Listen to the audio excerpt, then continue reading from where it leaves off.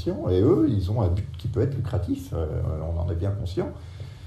Alors, à chacun de savoir s'il accepte ce type de partenariat, ou bien s'il en préfère un autre, la liberté est totale, ou bien s'il n'en veut pas du tout. Nous laissons chacun libre. Mais il nous a semblé de notre responsabilité, et peut-être à tort, de dire attention, nous ne couvrons pas tout, donc faites attention. Donc nous vous proposons quelque chose qui est coordonné avec nous. Mais on peut le refuser. Hein, on peut le refuser.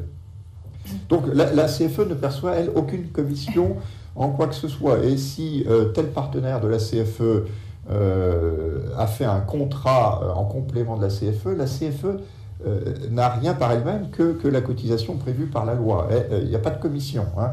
Personne à la CFE ne perçoit de commission.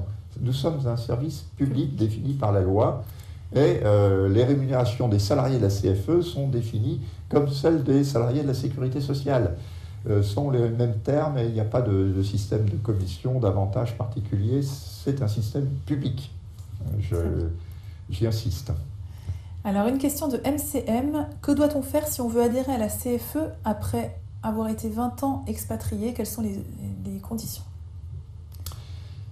Alors, adhérer pour quel risque?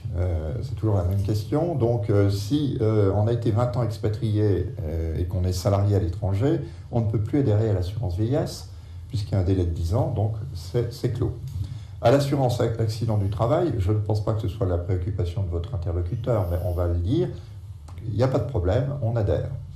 À l'assurance maladie, quand on a passé 20 ans à l'étranger, on va vous dire, vous pouvez adhérer, excusez-moi, dans la catégorie socio-professionnelle qui est la vôtre, c'est-à-dire salariés, non salariés, pensionnés, etc., voire étudiants, mais je ne pense pas que